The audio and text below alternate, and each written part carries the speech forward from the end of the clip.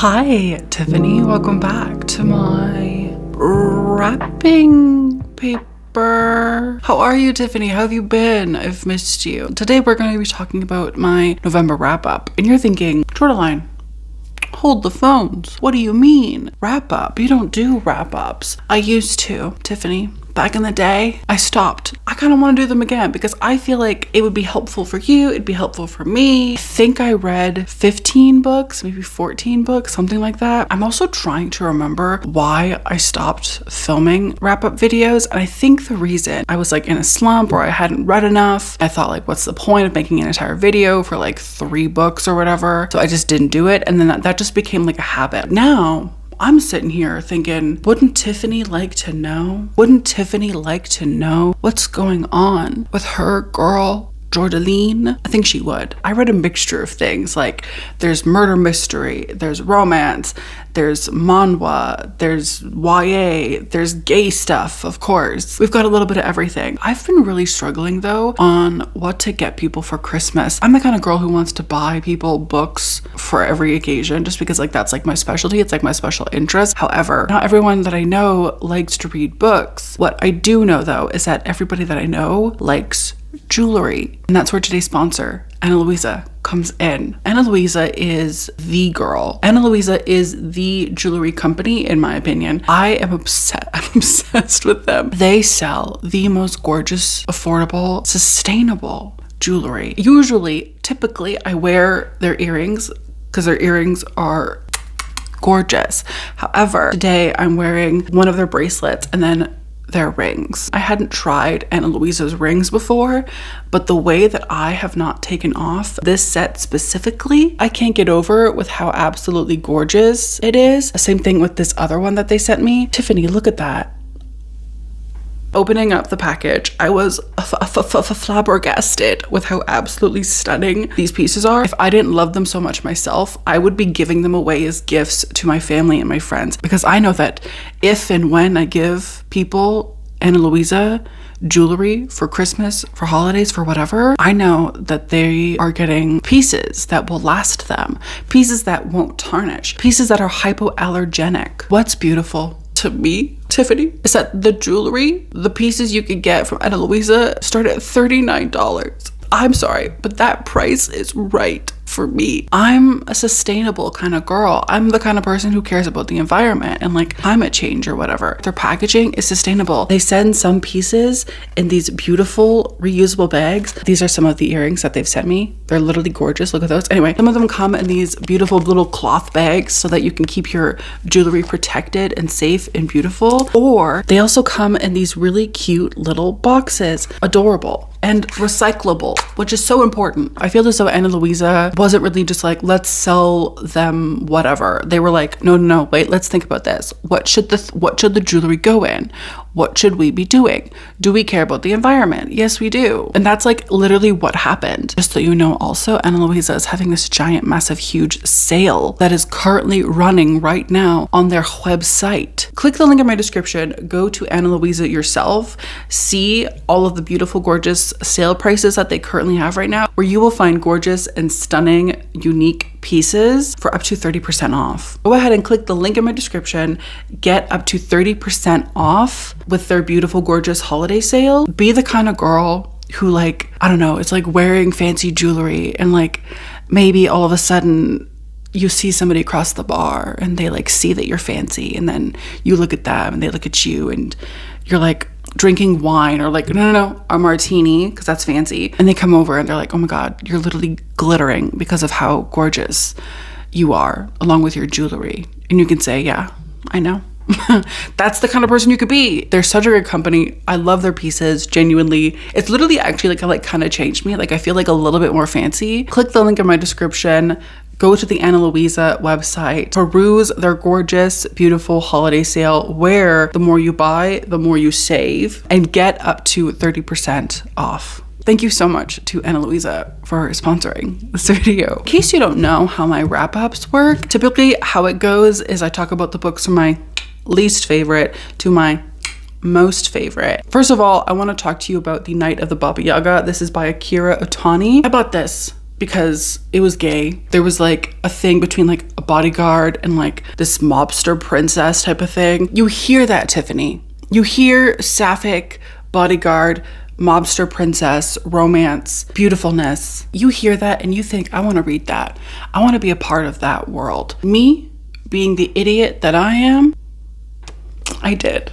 I was a part of that stupid world and I hated it. There's so much that this book is lacking that it's hard to say anything good about it, really. In my opinion. This is just my opinion. If you liked it, that's cool. Whatever. Write about it in your journal. I don't care. I didn't really like it. First of all, the character development.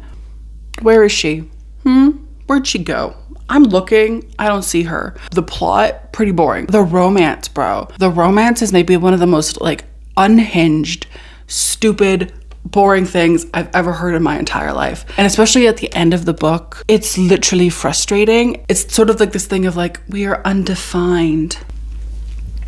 A book in which the entire purpose of it is that you two are gonna get together and at the end it's undefined. No. The cover is absolutely gorgeous and stunning. Love the cover. It's honestly part of the reason why I bought it. However, after I bought it, after I read it, I was overcome with anger, with indignation. Is that the right word? That I had bought this book and read it and like paid money for it. Also, just so you know, I live in Canada. This was $37 fucking dollars. Akira, with peace and love, not to be rude, but literally you owe me $37 fucking dollars. Like, I'm gonna make sure that you give me back that fucking money because if this was a waste, I literally hate it. I would not recommend it, Tiffany. Don't read it. Don't buy it. It's not good. If you can get it for free, maybe from your library or on like Scribd or something, I would do that. I really wanted to like the main character. I really wanted to be like, yes, badass women. She was badass, but it was very much giving like a Mary Sue kind of thing. Is that the right term? Where it's like, she's just perfect at everything and she has like no faults basically. That's annoying. I don't like that. 0 to 10. Would not recommend. Next up we have The House That Horror Built by Christina Henry. I also hated this. The back of the book will tell you one synopsis and then when you read it, it's something fucking else.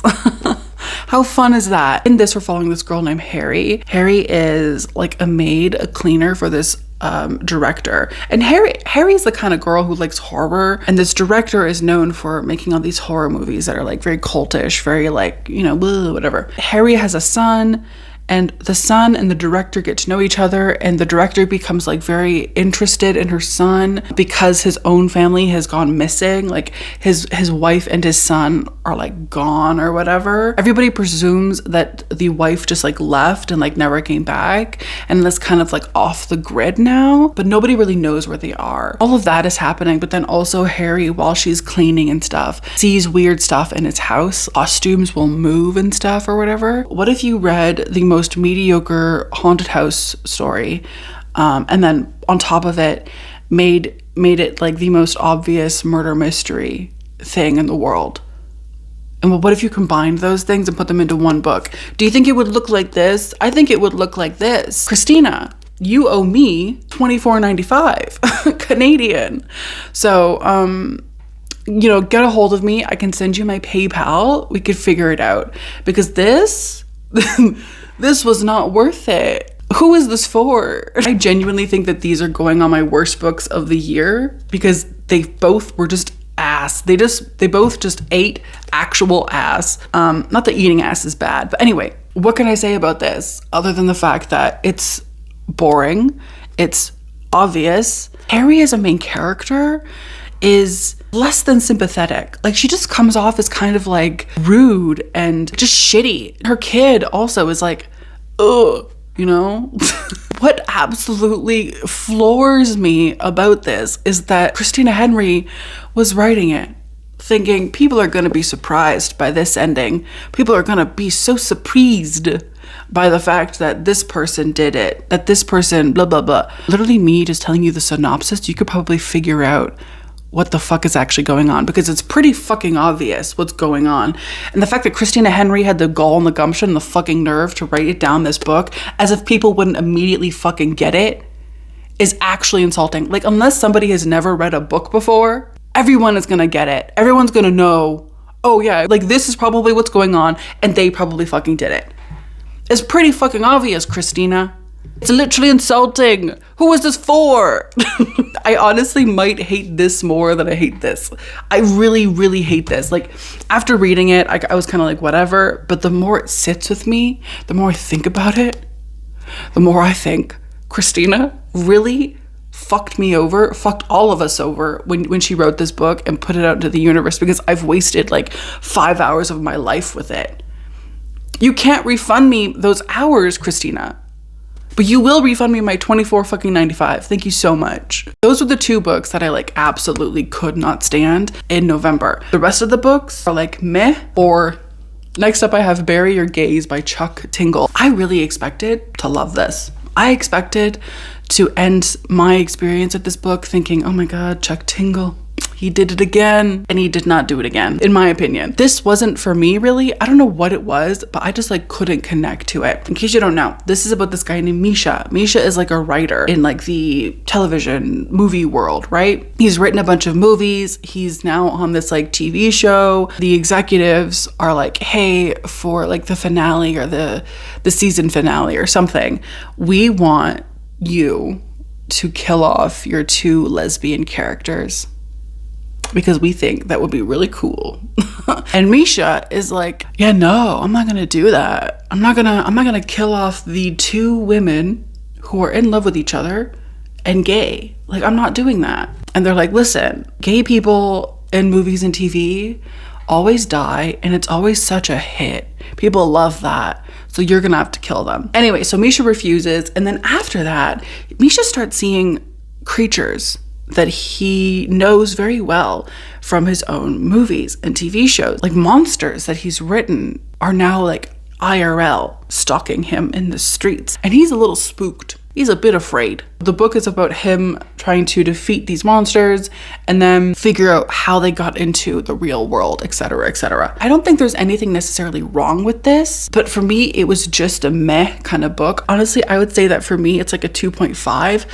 I just really didn't connect to it. I didn't really connect to Misha. I thought that some of the monsters were really cool. I really enjoyed Misha's backstory and like hearing about his childhood and like how that kind of influenced the monsters that he created in his adulthood. But I also kind of felt that the ending was a little bit lackluster and a bit like, okay, cool. I did also, I will say, like the messaging. I liked that it was like, you know, oh, gay rights.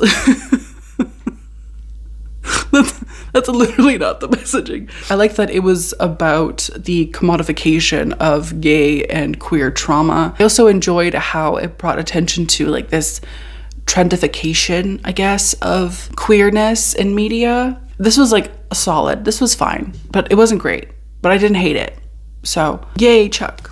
Next, let's talk about Don't Want You Like a Best Friend by Emma R. Albin. I read this and it was pretty okay. It took me actually a while to read this. I went in and out of it. Like, I was reading it at the same time as I was reading like 3 other books. Like, I would read a bit of this, read another book, go back to this, read another book, go back to this. This is about Gwen and Beth. It's 1857 and they're both like fancy court girls. Both of them are meant to find husbands during this like season. There's like a name for it, I forget. Beth meets Gwen, they become fast friends. They're like, oh my God, hee hee hee, ha ha, we're like this now. And they also notice that their parents are weird around each other. Beth's mom and Gwen's dad are like standoffish, but they seem to have some kind of history. Nobody wants to say what that history is. And then it kind of clicks that like Beth's mom and Gwen's dad used to have history. Maybe we could get our parents to marry each other. And then, you know, everything will be so cool and great and awesome. Also, at the same time, both girls are starting to feel like a certain attraction for the other. This was definitely very cute, and I am interested in reading the sequel, which I think is like I'm the Problem, It's Me or something like that. I think these titles are Taylor Swift songs. I thought that this was good. It was cute, it was fun, it was a little bit slow at some parts, but I was genuinely interested how they were going to get past like the whole like we have to get married to men situation. They can't actually like be together because, you know, being gay at 1857 wasn't exactly like super chill and like cool. In the book, they talk about like companions and like how, you know, one of them could get married and the other one could, you know, hang around and be a companion. It's very gay. I was really interested in that. I did like the characters. They were fine. One of the narrators for the audiobook wasn't my favorite, but she was fine also. This is the kind of book that you read and you're like, okay, that was fun.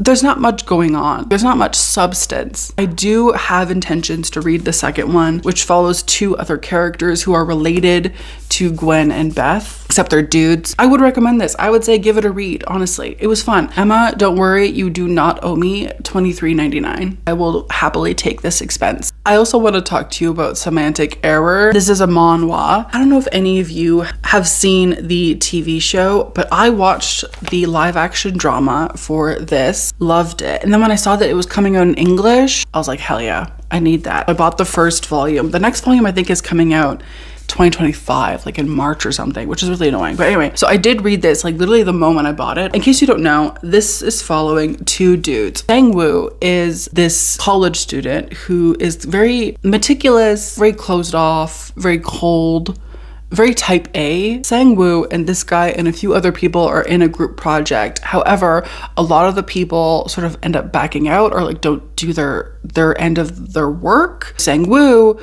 does the presentation alone and like only gives himself credit. The professor only gives credit to Sang-woo. Our dude, this guy is literally 1 credit away from graduating, and now that he's not getting that credit, now that he's failing this class, he can't graduate. And so he has a personal vendetta against Sang-woo, and so he starts making his life a living hell. This is very much like enemies to lovers vibes. I would definitely recommend you watch the drama. The drama is so much fun. It's so cute.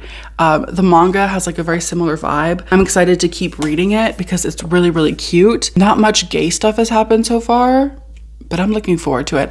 I think I also might just like finish reading it online and then just buy them as they come out because I'm really impatient and I want to see stuff. I want to see stuff. Is that a crime? Is that a crime? I also have the Magpie murders and the Moonflower murders. These are both by Anthony Horowitz. I have read this book before and I'm currently reading this book, I think halfway through-ish, but I did finish this. I read this like 4 years ago, 3 years ago, absolutely loved it. A few years ago, I picked up the second book, but I never read it because I wanted to reread the first one and then read the second one. So I finally did it. But this is basically a murder mystery in 2 parts, kind of. There is the murder mystery of a book called The Magpie Murders by this guy named Alan Conway. So Alan is like a murder mystery writer. He has like a series about this dude who's very Agatha Christie-esque. And then we have the real world where we have our main character named Susan, who is a book editor. So Susan is reading the manuscript for the Magpie Murders, and then she sees that the manuscript is not complete. She's like, what the hell? And then she finds out that the author, Alan Conway, has died, seemingly by suicide. Susan wants to get the last pages, the last chapter of the book, but she can't find it anywhere. And then she also comes across some clues that suggest that maybe Alan Conway, the author, did not kill himself, but was in fact murdered. In the book, we have the Magpie Murders, which is like the book, but then we also have Susan solving Alan Conway's murder. I love this. It's so much fun. Anthony Horowitz is just so good with a murder mystery. Like, he just absolutely slaps it. He just nails it, bro. I love both stories. Like, I'm genuinely interested in the Magpie Murders and what happened there, but then also in like Susan and like this fucking author Alan, who is also, can I just say, the absolute worst fucking person. I would say, honestly, if you like murder mysteries, if you like these kinds of like cozier books, I would recommend checking out Anthony Horowitz and the Magpie Murders. I'm also, like I mentioned, reading the Moonflower Murders, and this is also really good so far. It's quite a bit bigger than the Magpie Murders. Also, I will say they are big books, but I wouldn't be intimidated by them. They go by really, really quickly. I think I read this one, I think in like 3 days or something. I listened to the audiobook. It was very chill. They're just nice and cozy kinds of books. It doesn't feel like high stakes kinds of reading. Do you know what I mean? I really like them. And I do want to read more of Anthony Horowitz's books just in general. So yeah, These ones are definitely a recommend, especially if you like murder mystery. More gay stuff. We have She Gets the Girl by Rachel Lippincott and Allison Derrick. I love this cover. Can I just say that? She Gets the Girl is following this girl named Alex and Molly. Alex is a flirt. Alex is kind of good with the ladies. Flirting has gotten her a lot of good places and she likes it, you know? But her girlfriend, not so much. Her girlfriend is like not a fan. And so her girlfriend is like, you kind of hit on everyone and that like really bothers me. But Alex is literally leaving to go to her new university the next day, and her and her girlfriend kind of break up because Alex refuses to say that she loves her girlfriend. We also have Molly, who is like the exact opposite. Molly is in love with this girl who she's like literally never spoken to. Molly is socially awkward. Molly doesn't have a lot of friends. Molly's kind of a weirdo. And Alex and Molly end up meeting each other by chance, and they kind of get along. And Alex is like, listen, Molly, I'm gonna help you get your girl, and in the process, I'm gonna get my girl, and everything's gonna be so cool. And who knows, maybe they'll fall in love. This is so cute. It's not even good just because like the romance is good, which it is, but like the actual plot, like seeing these people's lives and like, bro, Alex and Molly, it's so cute. The authors, Rachel and Allison, are married. They're not even just co-authors, they're married. This duo also released a book recently, and I think it's like a Christmas romance, and I need to read that one as well because this is so good. I absolutely devoured it. I think I read it in like 2 days. It was so much fun. It was so cute. I'm almost a little bit angry that it took me so long to read it, but live and let live. I really enjoyed the plot. I really enjoyed the characters. I loved the conflicts. Honestly, the ending also kind of made me cry a little bit. 10 out of 10 would recommend this. It's so much fun. It's so cute. It just made me want to have a girlfriend.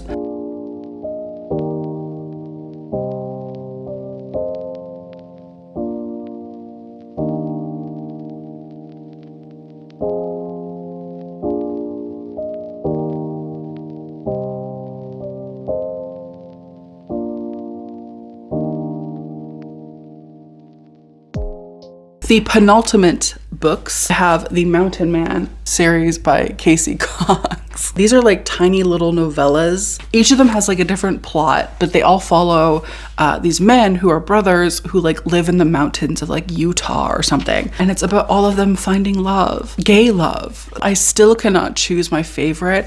I think honestly, it might be The Silent Mountain Man.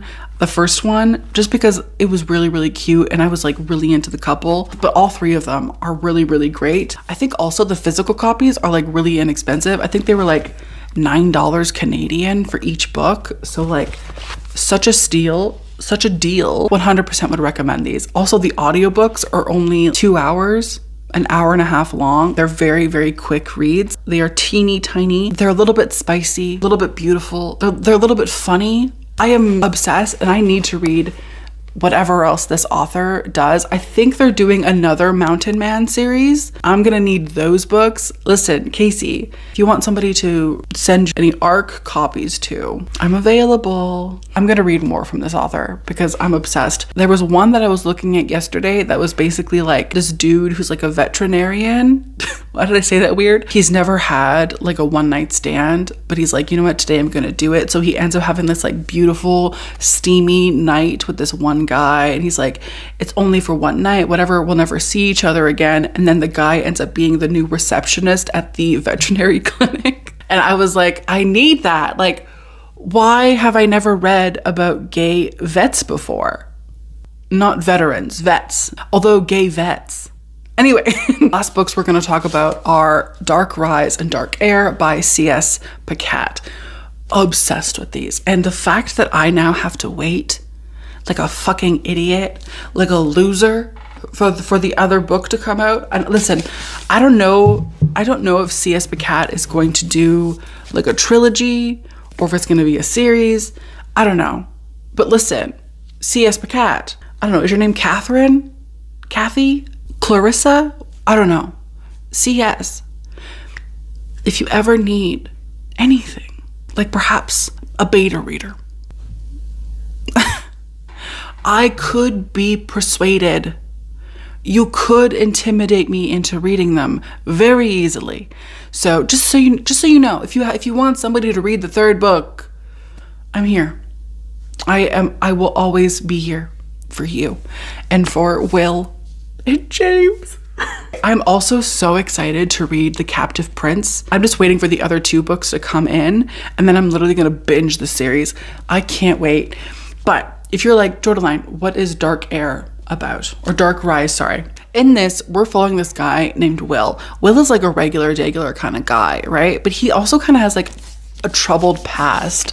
So like his mom is dead, and he's kind of like traumatized about it. He's kind of bummed out about it, really, that his mom is dead. And so he's kind of like been like living on his own and like going place to place, trying to get settled down, trying to get comfortable, also trying to hide away, which is a bit suspicious. Push comes to shove, and Will ends up at this thing with these people called the stewards, which are people basically who protect against like the Dark Lord, the Dark King, sorry, not the Dark Lord, the Dark King. Also a little bit of backstory. The Dark King died a while ago, but everyone still kind of hates the Dark King, except for the people who really like the Dark King, and they want the Dark King to come back.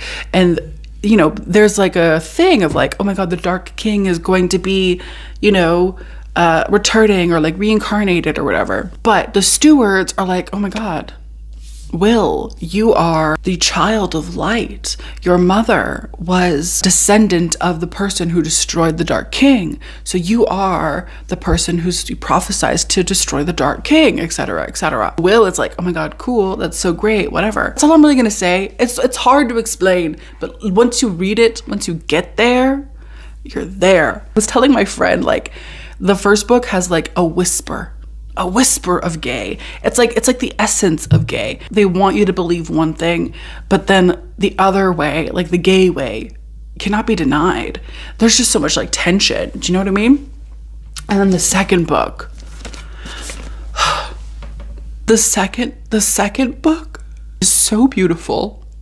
It's crazy. The second book is even better than the first book, which like I feel, and maybe I'm wrong, never happens. I feel like that never fucking happens, especially with like YA. I feel like the first book is always great, and then the second book is ass, and then the third book is the worst one.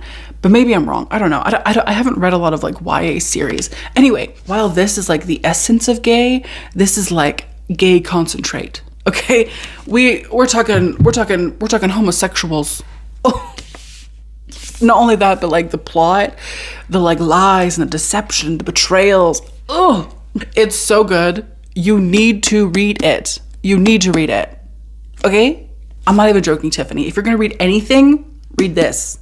If you don't trust me, shame on you. It's so good. My friends, my family, my familia. Let me know down below if you think I should do wrap-ups again, like monthly. Let me know what you think. Let me know if you've read any of these books, what you thought of them, if you have different opinions. Maybe you loved The Night of Baba Yaga, in which case you're wrong, but like, you know, go off. Anyway, don't forget to hit subscribe, because we talk about spooky shit, talk about creepy shit, we talk about having a dark rise and shit.